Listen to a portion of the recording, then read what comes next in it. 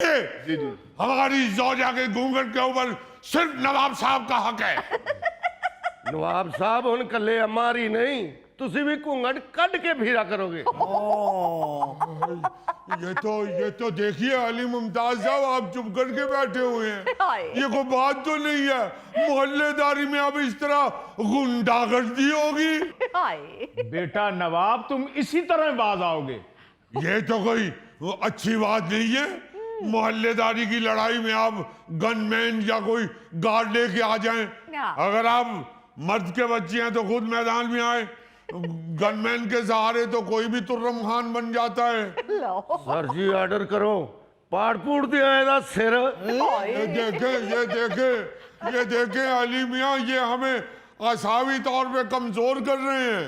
ये फिर वो कर रहे हैं। लतीफी साहब, ਤੁਹਾਨੂੰ ਨੇ ਕਿੰਨੀ ਵਾਰ ਰੋਕਿਆ ਸੀ, ਤੁਸੀਂ नहीं रोकते। चुगताई साहब ना मुंह मारी जरूर कर दे। बाबर मियाँ, आप देखिए तो सही, उन्होंने पहले हमें गप्पू कहा, इसलिए हमारा ब्लड प्रेशर बढ़ गया। एक तो ਤੁਹਾਡਾ ब्लड प्रेशर फौरन बढ़ जाता है। नाजुक मिजाज है। बड़े नाजुक मिजाज, बड़े नाजुक मिजाज। अली साहब, ਇਹ ਲਤੀਫੀ ਮੀਆਂ ਇਤਵਾਰ ਦੇ ਇਤਵਾਰ ਬੇਸਣਾ ਨਾਨ ਖਾਂਦੇ ਨੇ ਤੇ ਇਹਨਾਂ ਦਾ ਬਲੱਡ ਪ੍ਰੈਸ਼ਰ ਉੱਪਰ ਹੋ ਜਾਂਦਾ। ਬਲਕਿ ਪਾਪੜ ਤੇ ਥੋੜੀ ਜਿਹੀ ਮਿਰਚਾਂ ਪਾ ਖਾਂਦੇ ਨੇ ਤੇ ਇਹਨਾਂ ਦਾ ਬਲੱਡ ਪ੍ਰੈਸ਼ਰ ਹਾਈ ਹੋ ਜਾਂਦਾ। ਇੱਕ ਦਿਨ ਲੱਡੂ ਪੀਠੀਆਂ ਵਾਲੇ ਕੋਲ ਖਲੋਤੇ ਨੇ ਤੇ ਉਹਨੂੰ ਕਹਿੰਦੇ ਨੇ ਚਟਨੀ ਤਾਜ਼ੀ ਬਣਾਈ। ਉਹ ਚਟਨੀ ਚੱਖੀ ਆਲੀ ਤੇ ਬਲੱਡ ਪ੍ਰੈਸ਼ਰ ਹਾਈ ਹੋ ਗਿਆ। ਹੋਰ ਤੇ ਹੋਰ ਮਹੱਲੇ 'ਚ ਕਿਸੇ ਨੇ ਗਾਣਾ ਲਾਇਆ ਆਇਆ, ਤੇਰੇ ਆਣ ਦੇ ਖੜਾਕ ਬੜੇ ਹੋਣਗੇ, ਤੇ ਭੱਜੇ ਆਏ ਮੇਰੀ ਦੁਕਾਨ ਤੇ, कहते बाबर मियाँ ये गाना बंद कराओ, मेरा ब्लड प्रेशर हाई हो गया। इसका ब्लड प्रेशर तो अब हाई करेगा ये।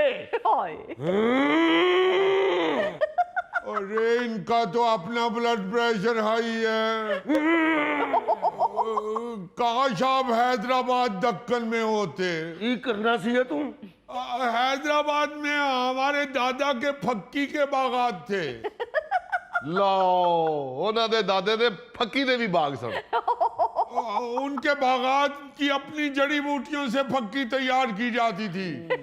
ऐसी आला फक्की होती थी, ऐसी आला फक्की, सिर्फ चुटकी भर खाने से ही ये जो बीमारी है ना, ये खत्म हो जाती थी। ए बीमारी हुन मैं तेरे ते ही खत्म करांगा। ये देखिए, यहाँ पे खून खराबा हो जाएगा। छोटे नवाज साहब किबला मोहतरम भतीजा साहब तशरीफ लाने वाले हैं।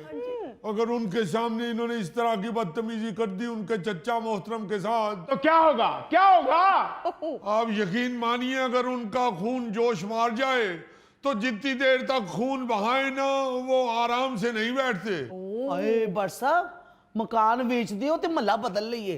अगर 10,000 का बेचना है तो हम लेने के लिए तैयार हैं। लो सिर्फ 10,000, वो 12,500 ते मैं ला बैठा। लो जी, जे पहली तारीख तो बाद बेचो तो मैनू भी तनख्वाह मिल जाएगी, मैं भी गाहक हाँ। पहली तारीख से पहले पहले बता दीजिए चाचा जान, आपके साथ किसने बदतमीजी की है? आप तशरीफ रखिए, उठा लीजिए। नवाब साहब के बेहोश होने से पहले उठा लीजिए। तशरीफ रखिए। अभी बात होती है। आ गए हैं नवाब साहब, अब देखिएगा आपका क्या हाल होता है।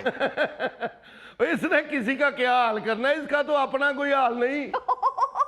लो बताओ, नाराज मत होइएगा। असल में ये आपको जानते नहीं है। मैं जानना जी, मैं जानना। ਇਹੋ ਜਿਹੇ ਬੰਦੇ ਦੀ ਇਤਲਾਹ ਪਤਾ ਕਿੰਝ ਜਾਂਦੀ ਹੈ ਕਿ ਚੰਗਾ ਭਲਾ ਮੋਟਰਸਾਈਕਲ ਤੇ ਜਾ ਰਿਹਾ ਸੀ ਤੇ ਮਗਰੋਂ ਟਰੱਕ ਨੇ ਜ਼ੋਰ ਦੀ ਹਾਰਨ ਦਿੱਤਾ ਤੇ ਜਾਨ ਨਿਕਲ ਗਈ। अरे बाबर मियाँ, तुम नवाब साहब को जानते नहीं हो। एक दफा 15-20 गुंडों ने नवाब साहब को एक कमरे में बंद कर लिया और बांस की लाठियां उठा ली। जब लाठियां उठाई हैं तो नवाब साहब ने जंप किया, साथ ही लाइट चली गई। नवाब साहब सीधा जाके बल्ब के ऊपर बैठ गए। 3 घंटे वो अंधेरे में नवाब साहब को ढूंढते रहे, नवाब साहब हाथ नहीं आए। वो तो जब लाइट आई, बल्ब गर्म हुआ तो नवाब साहब ने नीचे छलांग लगाई। छलांग लगाते ही उन गुंडों ने फिर लाठियां उठाई। नवाब साहब फिर गायब। कितनी देर ढूंढते रहे, नवाब साहब का पता ही नहीं चल रहा था। वो तो फिर एक गुंडे ने महसूस किया कि उसकी लाठी के अंदर से कोई हल्की हल्की चीखों की आवाज आ रही है। लाठी के अंदर से? हाँ, नवाब साहब उसकी लाठी के अंदर घुस गए हुए थे। वो तो जब उसे महसूस हुआ तो उसने लाठी पकड़ के ऐसे ऐसे किया तो नवाब साहब नीचे गिरे। ओ चचा मियाँ, हमारी शुजात के किस्से मत सुनाइए, हमारा सिर्फ अपने दुश्मन के साथ आमना सामना करवाए। नवाब साहब, वो जो सामने डंडा पकड़ के खड़ा है वो हमें मारने के लिए ही खड़ा है और उसने डंडे के साथ खोया नहीं मारना। ओए, अपने बाप का है तो सामने आ।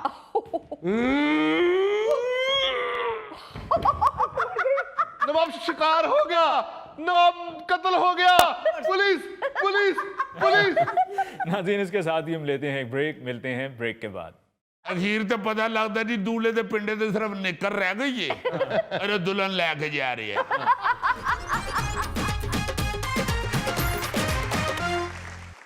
नाज़रीन, पेशी खिदमत है हस्बे हाल का खबरनामा। नायरीन, आप शादी ब्याह की तकरीबात पे आते जाते रहते हैं। आजकल तो शादियों का सीजन चल रहा है और वहां पे जो रसूमात होती हैं वो बड़ी बड़ी अजीबो गरीब सूरत हाल भी अख्तियार कर जाती है। कई यारी लड़ाई झगड़े शुरू हो जाते हैं, कई यारी हंस हंस के बंदा गिर जाता है और कई यारी बंदा कहता है कि हाय। तो ये जो आपको मैं सुनाने लगा हूं खबर, इसमें भी हल्का सा हा है और हल्की सी हंसी है। खबर कुछ यूं है, वो अमेरिका की शादी की खबर है। अच्छा। मगर वहां पे भी शादी ऐसे लोगों की थी जहां पे रस्म हमारे वाली हुई थी। अमरीकी रियासत शिकागो में होने वाली शादी के दौरान जी जूता छुपाई की रस्म, एक अतालवी मेहमान ने जूतों की बाकायदा नीलामी शुरू कर दी। चंद ही मिनट में बोली $1000 तक पहुंच गई और मजमा तालियों और नारों से गूंज उठा।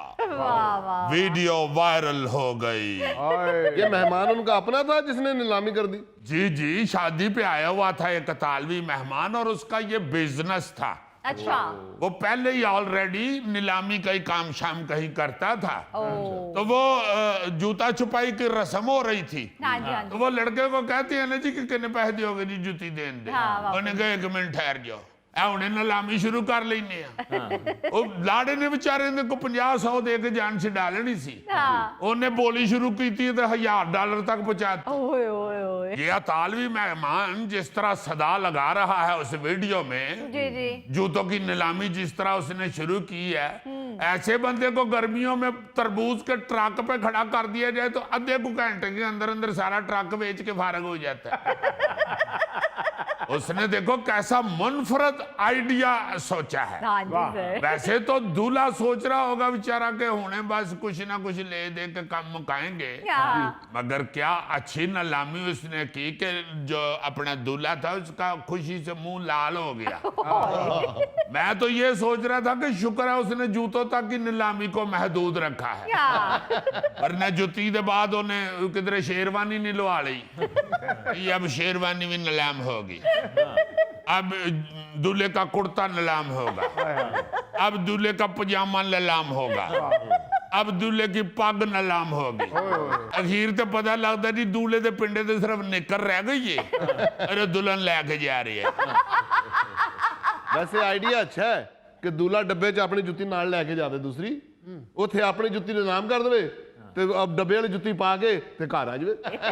नहीं, दूसरी जुत्ती ना भी पा के आवे, नंगी पैरी भी आ जावे, वो इस बात की अलामत होगी कि दुल्हन ने विआह वाले दिन ही ससुराल नूं अपना मुर्शिद